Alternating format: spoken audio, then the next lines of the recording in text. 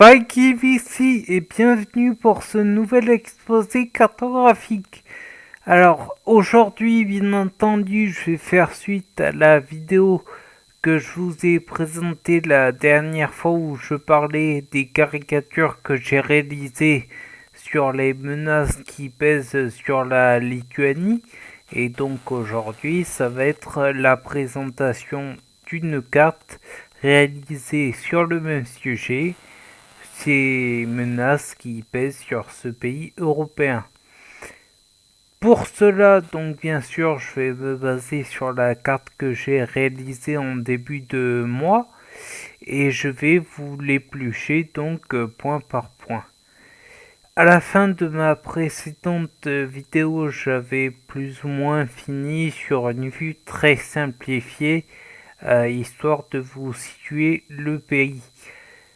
Ma carte c'est bien plus étoffé, mais elle va me permettre, cette vue simplifiée, de vous introduire quelques éléments géographiques, historiques et politiques sans arriver à quelque chose de trop complet, au moins pour l'instant. Au cas où ce type d'information brute vous passionne, vous pouvez trouver assez facilement sur internet des explications chez d'autres vidéastes ou sur d'autres sites. Bien, dans la suite de l'exposé, puisqu'il va y avoir quand même plusieurs parties, je ne vais pas rester que sur du global. Je vais rentrer dans les détails quand même. Donc je vais continuer à vous décortiquer la carte que vous avez sous les yeux en vous parlant d'abord des menaces militaires puis énergétiques qui pèsent actuellement sur la Lituanie. Voilà, donc trop de parties, je pense que c'est bon, c'est expliqué. Allez, commençons.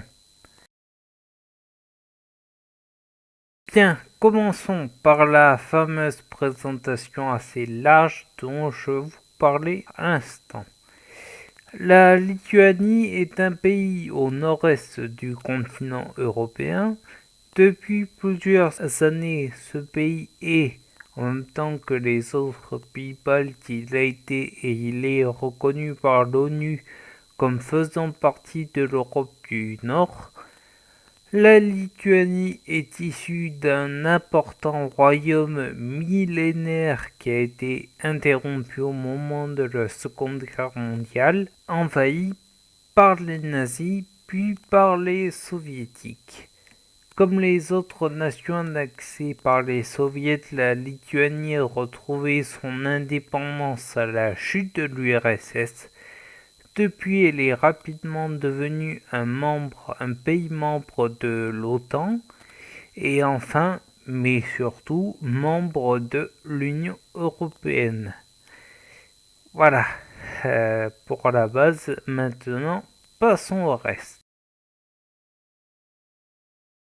Étant donné qu'au cours du siècle dernier, la Lituanie a été occupée par l'Union soviétique pendant près d'une cinquantaine d'années, depuis l'invasion de la Crimée ukrainienne par la Russie en 2014, ce voisin de la mère patrie craint que le scénario du passé ne se rejoue.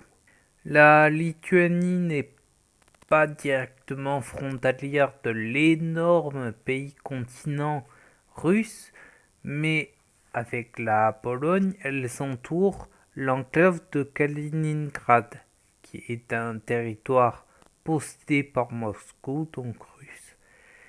Étant donné que la Lituanie et la Pologne sont deux membres de l'OTAN, le Kremlin tique un peu de voir que des alliés des Américains encerclent l'un de ces territoires.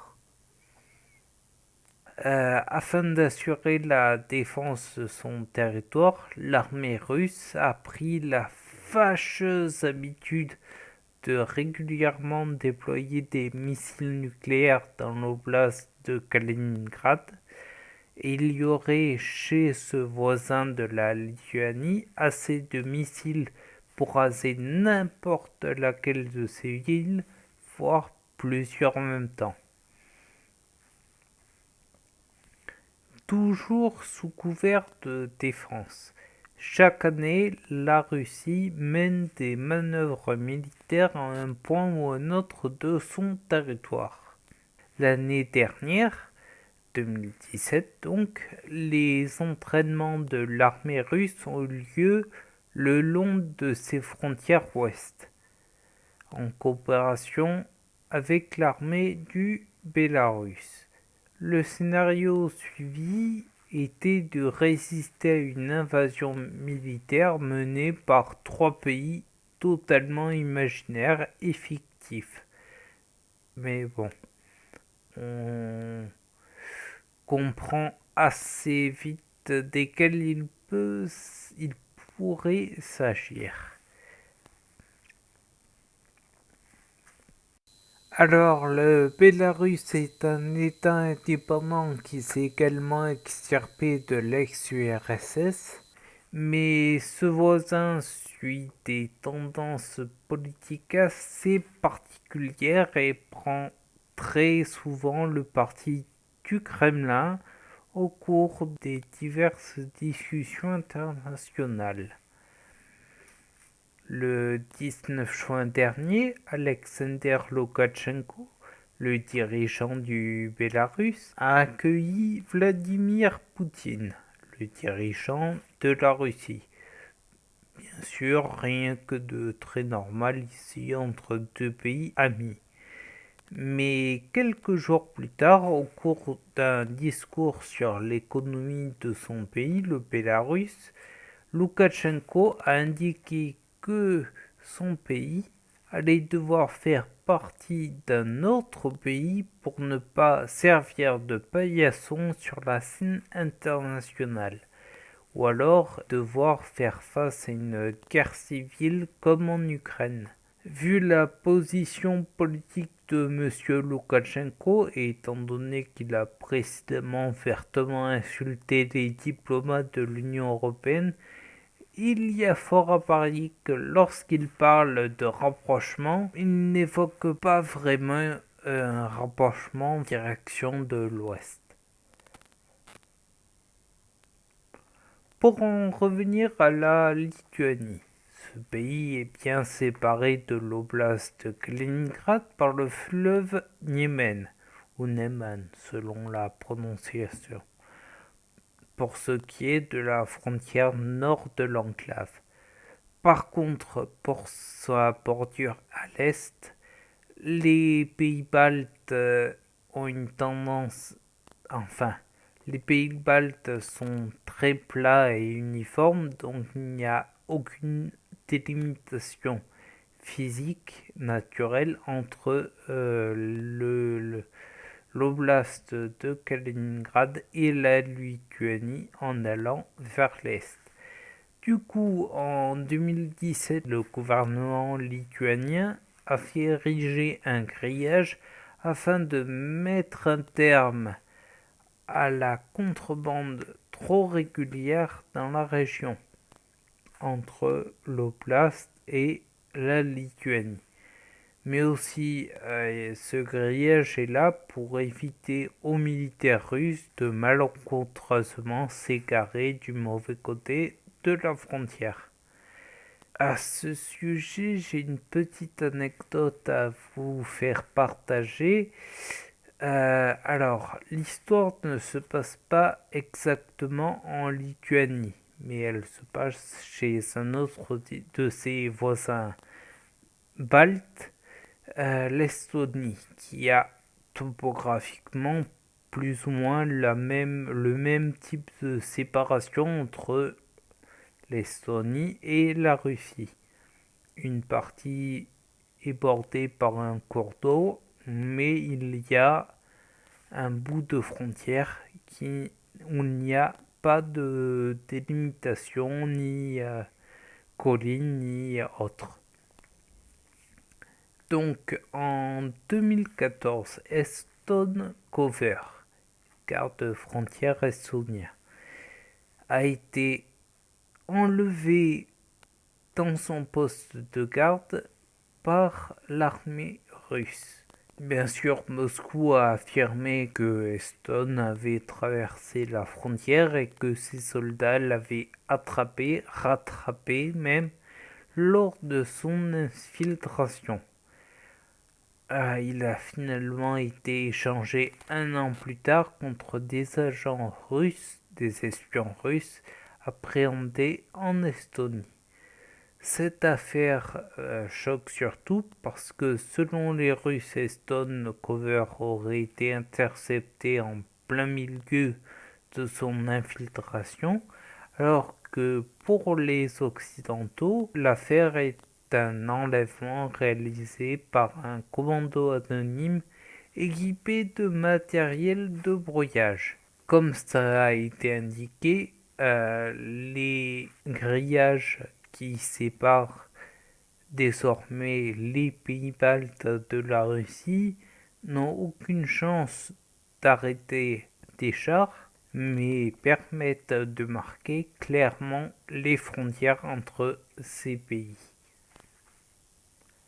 Pour en finir sur le dossier du militaire, je rappellerai que Donald Trump, l'actuel président des États-Unis d'Amérique, qui est du coup à la tête du principal pays membre de l'OTAN, critique très fortement les pays européens dans leur manque de participation financière à l'Alliance. Il fait douter sur son engagement en cas d'affrontement et il affiche parfois une confiance assez déplacée dans ce qui est des services secrets russes. Passons à un sujet moins dans l'impasse que le précédent. Comme évoqué dans une vidéo précédente, il y a quelques années, la Lituanie a stoppé sa production nucléaire et depuis la fermeture de sa centrale, elle tire l'essentiel de son électricité depuis les énergies renouvelables, notamment de l'éolien. Son histoire avec l'atome n'est malheureusement pas tout à fait terminée, mais ce n'est pas non plus de son fait. En effet, ses voisins ne suivent pas le même objectif que la Lituanie et la Russie et la Biélorussie vont mettre en activité deux centrales nucléaires non loin de leur frontière avec la Lituanie. Vu la disposition géographique de la Lituanie, sa capitale, Vilnius, va se trouver à moins d'une quarantaine de kilomètres de la centrale installée en Biélorussie. Et si l'on garde le schéma de la centrale nucléaire de Tchernobyl installée dans la République soviétique d'Ukraine et qui a explosé en 1986, une zone tampon est prévue à 30 km autour de cette centrale accidentée.